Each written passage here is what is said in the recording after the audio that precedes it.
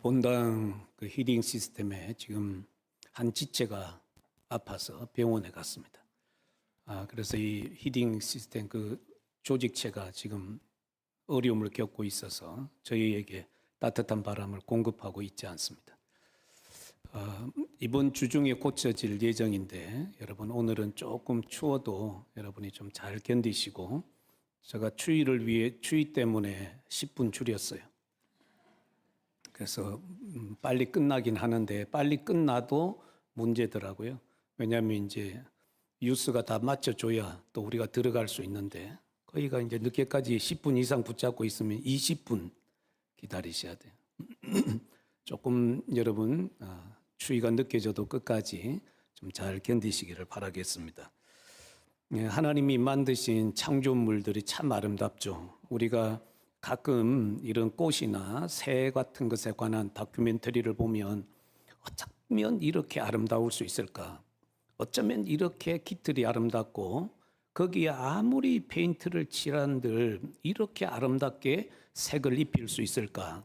이런 생각을 해보기도 합니다. 아름답다는 것을 넘어서서 신비롭기까지 하죠. 하나님이 만드신 이런 창조물들이 너무너무 아름답고 때로는 신비하기까지 합니다. 그런데 하나님이 창조한 새 마음, 그러니까 우리에게 주신 새로운 마음, 이 마음에 성령의 충만함이 더해지면 거기에서는 이 세상의 창조물보다 더 아름다운 덕이 흘러나오게 되어 있습니다. 이 덕은 돈으로도 살 수도 없고 사람이 만들어낼 수 있는 것이 아니죠. 너무너무 신비롭고 너무너무 덕스러운 것이 하나님이 창조한 새 마음과 거기에 성령 충만이 더해질 때에 흘러나오게 되는 것을 볼 수가 있습니다. 오늘 우리는 성령 충만한 성도들을 통해서 나타난 그 아름다움을 성경을 통해서 살펴보려고 합니다. 여러분이 다시 사도행전 2장으로 가셔서 오순절 마가의 다락방에 임했던 성령 충만을 떠올려 보십시오. 그곳에 있었던 성도들은 성령의 충만함을 받았는데, 성령의 충만함을 받았던 성도들에게는 두 가지 현상이 나타났습니다. 하나는 예수 그리스도의 증인이 된 것이죠. 그들은 나가서 예수 그리스도가 주 되심을 선포했습니다. 그날 우리가 잘 알고 있듯이 베드로 사도가 선포한 그 말씀을 듣고 3,000명이 회개하고 돌아오게 되었죠. 회개하고 돌아온 성도들은 어떤 일을 했습니까? 그들은 사도들의 가르침을 받아 서로 교제하고 떡을 떼며 오로지 기도하기에 힘썼다라고 했습니다. 말씀의 가르침을 받고 성도들 안에서 진정한 교제가 이루어지고 그들은 또 기도에 힘쓰게 되었죠. 또 하나는 성령께서 성도들을 통해서 너무나 아름다운 일을 행하셨습니다. 그것이 사도행전 2장 43절부터 47절에 기록되어 있는데, 믿는 사람들이 다 함께 있어 모든 물건을 서로 통용하고 또 재산을 팔아 각 사람의 필요를 따라서 나누어 주었습니다. 성경의 말씀이 진행되는 과정을 보면 2장에 나타난 하나의 구조와 그리고 3장, 4장에 나타난 이 구조가 거의 비슷하죠. 3장의 시작을 보면 사도들로 인해서 큰 표적이 나타났는데, 그것은 나면서부터 한 번도 걸어보지 못한 사람이 예수의 이름으로 벌떡 일어나서 뛰게 되고 걸으면서 하나님을 찬양하게 되었습니다. 예수의 이름으로 이 놀라운 일을 행하였죠. 그리고 성령이 충만한 사도가 예수 그리스도가 주 되심을 선포했습니다. 예수 그리스도의 죽음과 부활을 선포했을 때 그 메시지를 듣고 구원받고 돌아오는 수가 엄청났었죠. 그래서 성도들의 수가 5,000이나 되었다고 기록을 하고 있습니다. 이 일로 인해서 사도들은 그 당시에 유대의 최고 의결기관이었던 사내들인 공회의 협박을 받고 돌아오게 되었죠. 돌아온 사도들과 성도들은 한자리에 모여서 한마음이 되어 간절한 마음으로 기도했습니다. 기도를 마쳤을 때에 모두가 다 성령의 충만함을 받았다고 말씀하죠. 누가는 성령 충만을 받은 사도들과 성도들은 하나님의 말씀을 담대히 전했다라고 했습니다. 그러니까 이 사내들인 공회의 협박과 또 박해가 있겠지만 그것 두려워하지 않고 주의 말씀을 담대히 전했다라고 전해주죠. 그리고 성령께서 또다시 성도들을 통해서 너무너무 아름다운 일을 행하셨죠. 그것이 바로 오늘 우리가 읽은 이 본문입니다. 초대교회에 나타난 성령의 역사는 믿는 성도들로 하여금 한마음 한뜻이 되게 했습니다. 다양한 성도들이 거기에 모여 있었지만 성령이 임하신 그 공동체는 한마음 한뜻 공동체가 된 것이죠. 여러분, 왜 성령께서는 교회로 하여금 하나 되게 하실까요? 하나 되게 한 데는 깊은 뜻이 있습니다. 우리가 성경을 잘 보면 교회로 하여금 예수 그리스도의 부활을 증언하게 하기 위해서 교회를 하나 되게 하셨어요. 한마음 한뜻 되게 한 것입니다. 그래서 말씀을 듣고 도전을 받은 성도들이 교회 밖으로 달려나가게 되었죠. 나가서 열심을 다해 전도했습니다. 교회가 힘써 그리스도를 전할 때 성령께서 성도들이 전하는 그 복음의 메시지를 가지고 매일매일 구원받는 성도들을 교회에 더하여 주셨죠. 성령께서 일하시는 교회는 바로 선교하는 선교 공동체였던 것을 말씀 안에서 깨달을 수가 있습니다. 우리가 그걸 똑똑히 볼 수 있죠. 성도들이 최선을 다해서 선교하는 일에 힘썼습니다. 그러니까 초대교회에 성령이 임하신 그 공동체는 잠자지 않았습니다. 교회가 잠들어 있지 않았어요. 성령께서 파도처럼 일게 하시는 그 놀라운 은혜가 교회 안에 있어서 그 은혜를 접한 성도들이 달려나가 담대히 복음을 전하게 된 것입니다. 성령께서는 교회로 하여금 이 복음의 증인이 되게 했습니다. 그리고 두 번째는 교회로 하여금 예수 그리스도의 사랑을 나누는 나눔 공동체가 되게 한 것이죠. 사도들이 큰 권능으로 주 예수의 부활을 증언할 때에 무리가 큰 은혜를 받았다라고 했습니다. 그냥 은혜 받았습니다가 아니고 큰 은혜를 받았다고 하죠. 33절부터 35절까지 다시 한번 읽어보겠습니다. 시작.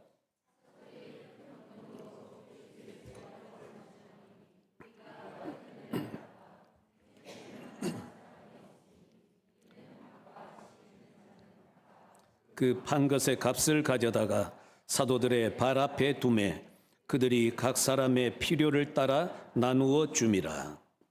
여기 말씀을 보면 성도들은 사도들이 선포하는 이 말씀을 듣고 큰 은혜를 받아 그 은혜를 따라 살았음을 증언하고 있습니다. 여러분, 큰 은혜를 받았다라는 것은 하나님께서 나 같은 죄인에게 한없는 구원의 은혜를 베풀어 주셨습니다. 나 같은 죄인이 이 큰 은혜를 받았습니다 하고 입술로 고백한 것이 아니고 그 은혜와 사랑에 녹아진 거예요. 영원한 심판을 받아야 할 내게 영원한 생명을 주셨습니다. 이 은혜를 내게 주셨는데 제가 이대로 살 수가 없습니다. 그 사랑에 녹아진 거예요. 여러분, 우리가 다니엘서 9장 23절 이하에 보면 하나님께서 이 다니엘에게 말씀해 주신 그 말씀을 보게 됐는데 다니엘이 환상을 보게 돼요. 그 환상을 본 다니엘에게 하나님께서 하신 말씀이 뭔가 하면 큰 은총을 받은 자요. 성경에 이런 표현을 여러 사람에게 쓰고 있지 않거든요. 이 다니엘에게 하나님께서 너는 큰 은총을 받은 자라 말씀했습니다. 그래서 그는 이 청소년기 때부터 철저하게 하나님께 붙들려 살았죠. 죽기를 두려워하지 않고 내가 하나님께 큰 은총을 받은 자인데 하나님의 영광을 위하여 저의 생명을 내어놓은들 하나님 그것이 아깝겠습니까? 그런 믿음을 가지고 한 시대를 살았던 사람이에요. 이런 사람이 앞서가서 다음에 뒤따라올 하나님의 백성들을 위해서 미리 기초 작업을 하도록 하신 거죠. 하나님이 다니엘을 보내서 장차 뒤따라올 하나님의 백성들 그들을 위해서 먼저 이런 믿음의 사람을 세운 것입니다. 그 은혜를 받으니까 한 생명이 젊었을 때부터 평생 죽을 때까지 하나님께 내 생명 드려도 아깝지 않습니다. 이런 믿음을 가지고 그의 생을 하나님께 드릴 수 있었던 것이죠. 여러분, 은혜를 받았습니다. 큰 은혜를 받았습니다. 그거는 입술로만 고백되는 것이 아니고 그 사랑에 녹아져서 삶으로 그 은혜가 드러나는 것이 진짜 은혜 받은 거죠. 여러분, 하나님의 구속의 은혜와 그 사랑을 받으면 사람이 바뀌게 되어 있습니다. 은혜 받았다고 하는데 안 바뀌었다면 그건 가짜 고백이에요. 진짜 은혜를 받으면 예수님 닮기를 바랄 것이고 예수님 닮아가면 닮아갈수록 다른 사람을 소중하게 여기게 됩니다.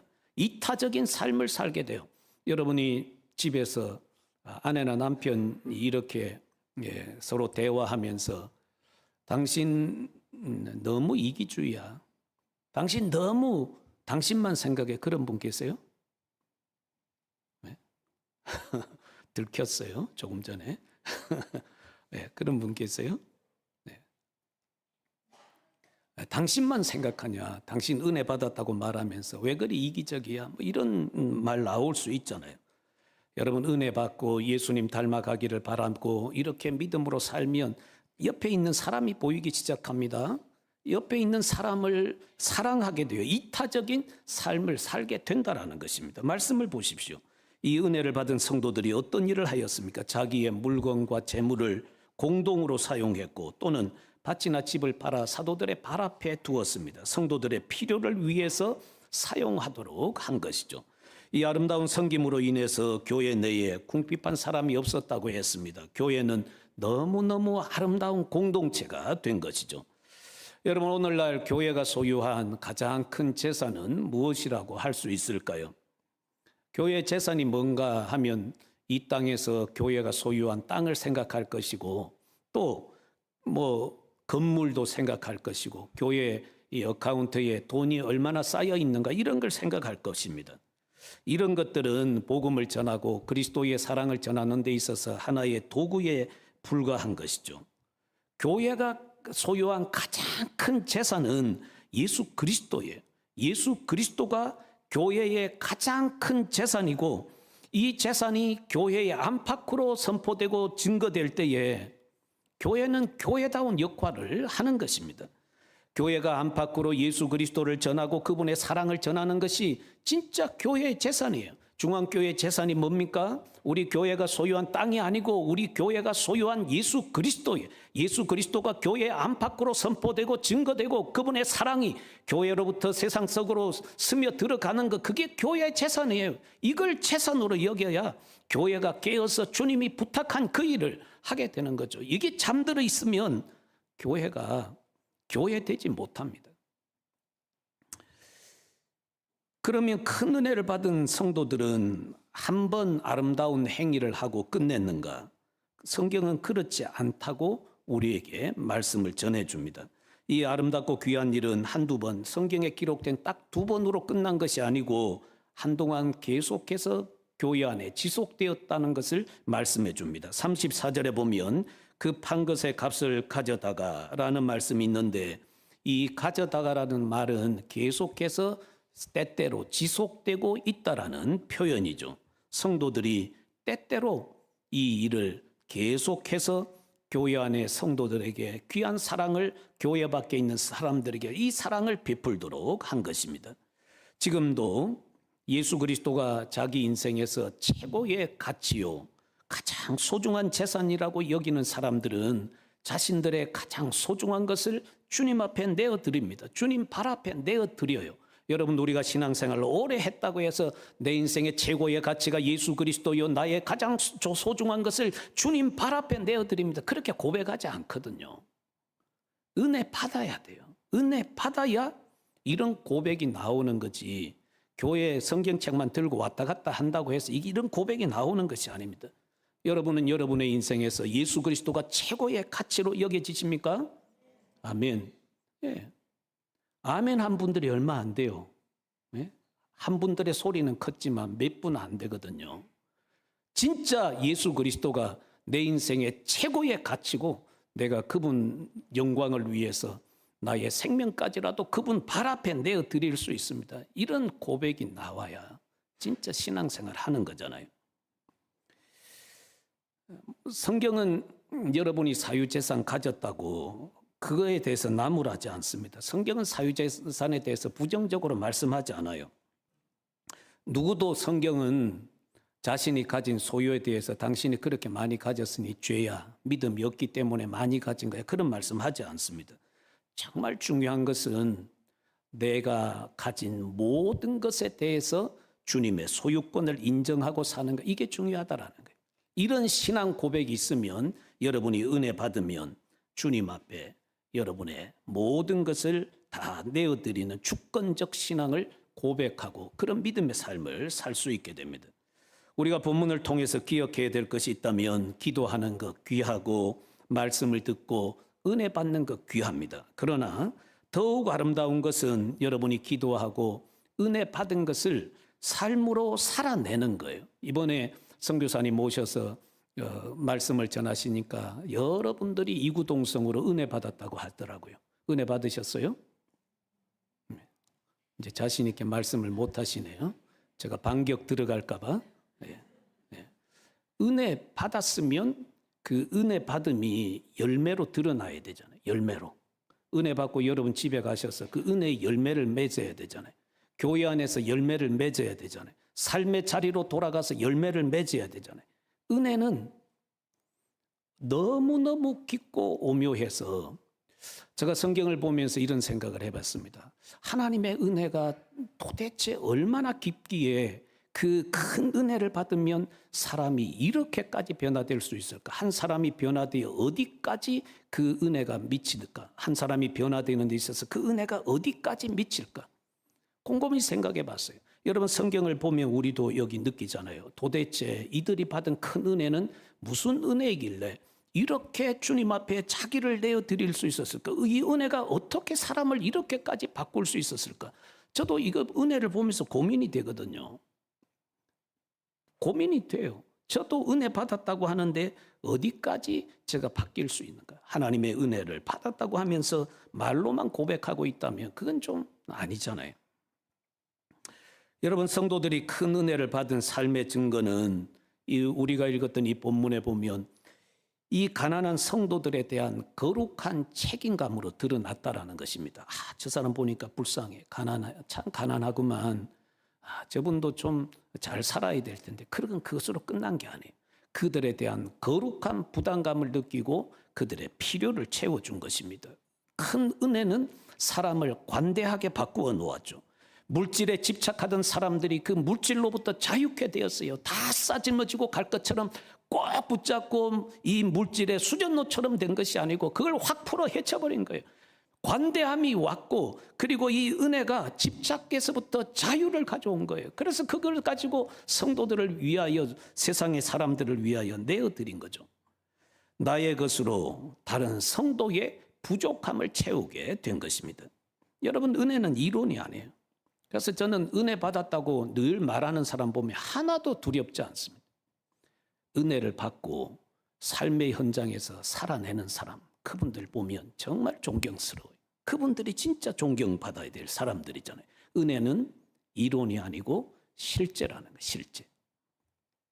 오늘 우리가 함께 신앙생활하면서 감사한 것은 우리 교회 안에도 이렇게 신실한 분들이 있기 때문입니다. 주님의 사랑을 품고 그 사랑을 가지고 섬기는 분들이 있기 때문에 교회가 교회되는 거예요. 제가 일부 예배 때 이런 말씀을 드렸는데 우리 어르신들 가운데 셀폰을 잘 못하는 분들이 계세요. 뭐 이렇게 SNS에 뭘 올리거나 SNS를 통해서 이렇게 소통하거나 잘 못하는 분들이 계시는데 저는 그분들 보면서 그게 은혜라고 생각해요.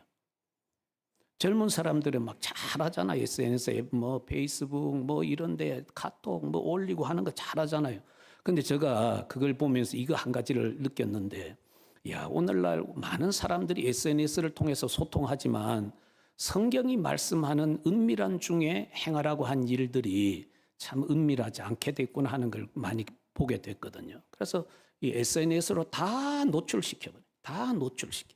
오른손이 한 것, 왼손이 모르게 하라, 왼손이 한 것, 오른손이 모르게 하라는데 다 찍어서 다 올려버려요. 막 요즘에 유튜브 보니까 뭐 교회 신방하는 것까지 다 찍어서 올리더라고요. 아이고, 이렇게까지 해야 돼요?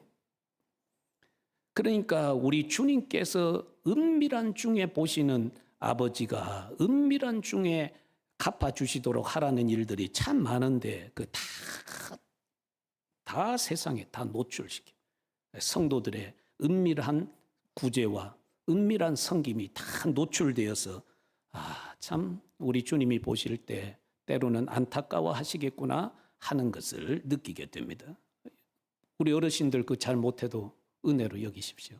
감사한 일이에요. 감사한 일. 저는 이제 SNS 같은 거 잘 안 하거든요. 그거 다 노출시키더라고요.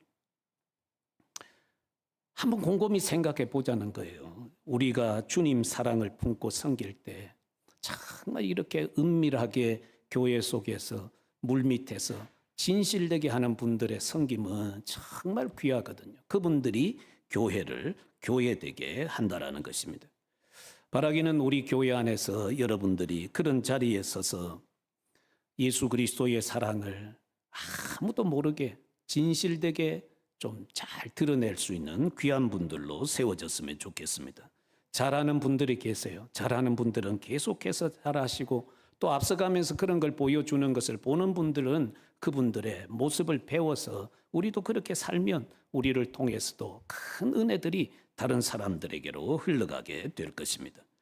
그 다음에 보면 큰 은혜를 받고 전적으로 헌신한 한 사람이 기록되어 있는데 36절부터 37절입니다. 구브로에서 난 레이족 사람이 있으니 이름은 요셉이라 사도들이 일컬어 바나바라 번역하면 위로의 아들이라 하니 그가 밭이 있음에 팔아 그 값을 가지고 사도들의 발 앞에 두니라. 어느 시대나 그렇듯이 항상 이 교회 안에는 교회 지도자들을 도와서 신실하게 섬기는 일꾼들이 있기 마련입니다. 아무리 이 땅의 작은 교회라고 해도 그 교회에 들어가 보면 신실한 분들이 있기 마련이죠. 그래서 그 교회가 세워져 가도록 하신 것입니다. 여러분 여기에 보면 성령의 은혜를 깊이 경험하고 자기 소유를 내어드린 한 사람이 있습니다. 그는 자기 밭을 팔아서 그 값을 사도들의 발 앞에 내어두었죠. 이 사도들의 발 앞에 내어두었다라는 말은 그가 자기가 은혜 받고 그 값을 챙겨서 자기 마음대로 하지 않았다라는 거예요. 교회의 질서를 따라 하도록 사도들의 발 앞에 내어드린 거죠. 교회의 질서를 존중한 것입니다. 그의 이름이 요셉인데 그는 유대 땅이 아닌 지금 지중해에 있는 키프로스 섬이라고 하는 구브로에서 태어난 사람이죠. 그러니까 이 유대 본토에서 태어난 사람이 아니고 디아스포라 유대인이죠. 그는 레위 가문에 속한 사람이라고 했습니다. 이 사람의 특징이 뭔가 하면 자기의 이름이 요셉인데 요셉보다는 별명 바나바라고 불려지게 되었죠. 너무 위로하는 일을 잘하니까 주변에 있는 사도들이 또 주변 사람들이 당신은 요셉보다는 바나바로 불려지는 게 훨씬 좋아요. 그래서 이 사람을 바나바라고 불렀습니다. 사도행전을 읽어보면 이 사람의 이름이 많이 나오는데 23번이나 등장해요. 23번이나 등장하는 것을 보면 이 사람이 얼마나 귀한 역할을 했는지를 보게 되죠. 한 사람의 역할이 참 소중했던 것을 보게 됩니다. 그는 오늘날로 말하면 시험 들어서 힘겨워하는 그런 성도들 또는 고난 중에 있는 성도들 이런 성도들을 찾아가서 위로하고 격려하고 세우는 일을 했습니다. 그러니까 이 일을 하니까 당연히 소문나게 되는 거죠. 그 초대교회 안에서도 보석 같은 존재였습니다. 많은 성도들 가운데 반짝반짝 빛나는 보석 같은 성도였어요. 삶이 너무 아름다웠어요. 사도들에게 유명히 여김을 받았고 위로하는 일로 성도들의 사랑을 받으면 자기를 겸손하게 낮추기가 쉽지 않을 거예요. 사람은 그 사람 시험해 보려면 칭찬해 보라고 했거든요. 그 사람이 자꾸 칭찬을 받으면 나중에 고무풍선에 바람이 빵빵하게 들어가서 펑 터지는 것처럼 교만이 그 사람을 터뜨리게 된다고 했습니다. 그러니까 사람을 시험해 보려면 칭찬해 보라고 했어요. 칭찬 받으면 받을수록 겸손해지는 사람, 그가 진짜 겸손한 사람이거든요. 그런데 이렇게 교회 안에서 존중받고 높임받고 칭찬받고 이러면 높아지고 싶은 충동이 있잖아요. 충동. 그런데 이 바나바는 자기 관리에 얼마나 잘했는지를 자기 관리를 잘했는지를 보게 되죠. 이 사람은 참 겸손한 사람이었습니다. 이 사람이 하나님 나라를 위해서 얼마나 귀하게 쓰임 받았든지 교회 안에 무슨 일이 있을 때 사도들이 이 사람을 쓰거든요. 이 사람을 보내야 됩니다. 이 사람이면 할 수 있습니다. 그런 거예요. 어려운 일이 있을 때 그분 보내면 잘 해낼 거예요. 어려운 일 있는데도 교회 속에 이 일을 할 사람이 있는가 찾아보니까 저 못해요. 집사님 가능하시겠어요? 못해요. 권사님 가능하시겠어요? 못해요. 이 집사님 가능하시겠어요? 못해요. 아니 다른 분들이 있잖아요. 그분들 시켜보세요. 이 집사님 좀 도와주세요. 아니 못해요. 다 이렇게 나온다고. 교회 안에서 은혜 받은 사람은 많은데 연말만 되면 교회 고민이 뭔가요? 장로님들이 일꾼 좀 같이 일합시다 하는데 못해요. 안 돼요. 다음에 가능할지 모르겠어요. 못해요. 다 그렇게 나오잖아요. 하시겠어요? 하신 분 손 들어보세요. 몇 분 안 돼요. 몇 분 안 될 거예요. 저 다 알고 있지 않아요.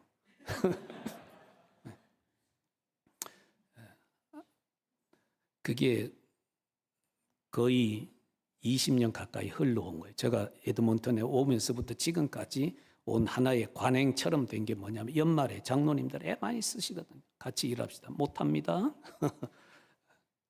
일 좀 하세요, 여러분. 은혜 받고 뭐 하십니까? 은혜 받고 일해야죠. 은혜를 흘려보내야죠. 섬겨야죠. 이 사람 한 사람은 참 대단했습니다.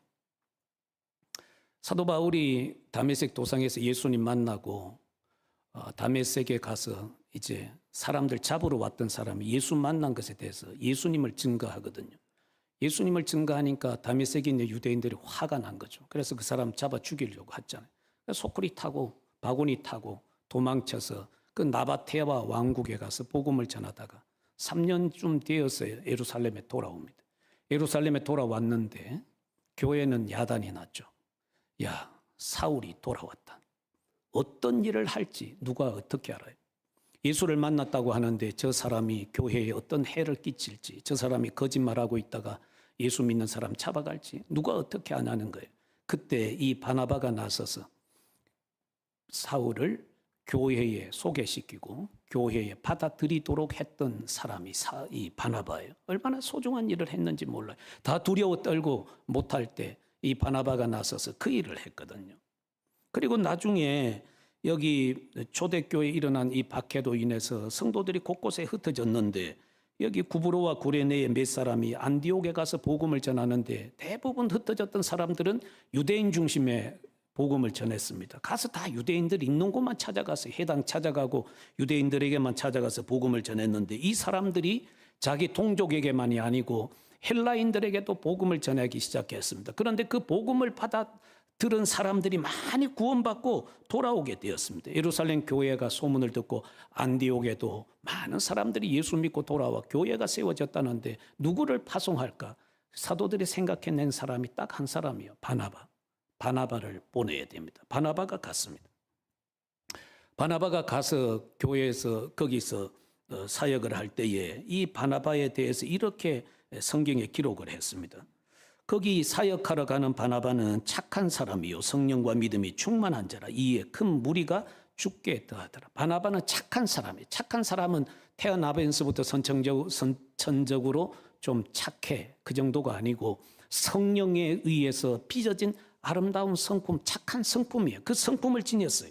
그리고 성령과 믿음이 충만했다고 했습니다. 이런 사람이 가서 주의 복음을 전하니까 거기에서 많은 사람들이 이 바나바를 통해서 예수 믿고 돌아오게 됐어요. 그래서 성경에 보면 큰 무리가 죽게 더하더라. 한 사람으로 인해서 큰 무리가 주님께 더해진 것입니다. 이 일로 인해서 거기서 바나바가 혼자 사역을 감당할 수가 없었어요. 그런데 그때에 이 바울이 예수 만나고 나서 자기 고향에 가버렸거든요. 한 6년 정도의 시기로 보는데 왜 그는 복음을 전하다가 자기 고향에 가서 그냥 숨겨진 사람처럼 이 기간 동안 있었을까? 아무도 몰라요. 성경은 그것에 대해서 일체 말씀을 해주지 않습니다.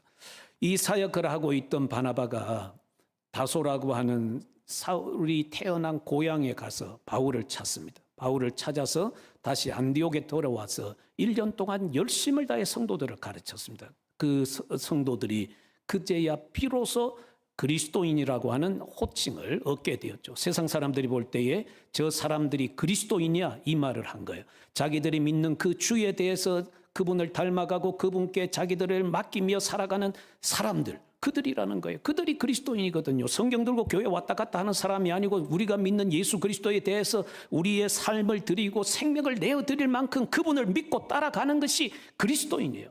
그런 것을 세상 사람들에게 보여줬고 세상 사람들이 비로소 세상 사람들에게 그 말을 들었다는 거예요. 진즉 들었어야 되는데 이제야 듣게 된 거예요. 여러분, 이 한 사람의 역할이 얼마나 중요한지 보십시오. 그러나 이 한 사람의 역할은 바나바의 역할로만 끝나는 것이 아닙니다. 남의 일이 아니에요. 오늘 우리의 일이고 여러분의 일이고 저의 일이고 우리 각 사람의 일이라는 걸 알 수가 있습니다. 이제 바나바의 몫은 따라서 하세요. 나의 몫이다. 나의 몫이다. 여러분의 몫이에요. 나의 몫이에요. 우리가 성령의 충만함을 받고 하나님의 은혜 안에 거하면 여러분, 저와 여러분들이 믿음이 충만하고 예수 그리스도를 닮아가려고 하는 그 아름다움이 우리의 삶에 분명히 드러나게 될 것입니다. 문제는 내가 그리스도를 본받기 위해서 얼마나 힘쓰고 있는가, 그 은혜를 받고 진정으로 변화되는 삶을 살기를 바라는 그 마음이 내게 있는가, 이게 문제. 정말 내 안에 내 믿음이 자라고 내 믿음이 예수님처럼 되기를 원하는 이런 간절함이 있는가. 에베소서 4장 13절에 있는 것처럼 그것은 저와 여러분의 인생의 최고의 목적이 되고 목표가 되어야 되죠. 예수 믿는 사람들의 내적인 목표가 뭔가 하면 바로 그리스도의 장성한 분량이 충만한 데까지 이르러 가는 거예요. 충만한 데까지 예수 믿으면서 작은 예수가 되어 사는 거예요. 여러분의 가정에 여러분이 서 있는 그 자리에 여러분이 작은 예수로 있는 것입니다. 아내는 아내대로, 남편은 남편대로 여러분이 가정에서 작은 예수로 서는 거예요.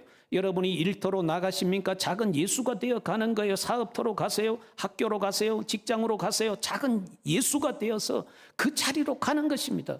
그러니까 그 자리에 작은 예수가 있으니까 세상 사람들이 보고 놀라는 거죠. 저분들은 우리와 똑같은 환경 안에 있지만 우리와 달라. 저분들은 달라. 왜? 예수를 믿기 때문에 다른 거예요. 그래서 거기에서 하나님의 은혜를 흘려보내는 사람들로 서게 되는 것입니다. 주님은 우리에게 바라시는 것이 있습니다. 그것이 바로 우리가 주님으로부터 받은 은혜를 삶으로 열매 맺는 것이죠. 저와 여러분이 이 말씀을 보면서 한번 고민을 해보십시오. 내가 지금 여기까지 예수 믿고 살아왔는데 나는 나의 성품이, 나의 삶이 얼마나 예수님을 닮았는가. 그거 좀 고민해 보세요. 그거 좀 고민해 보세요.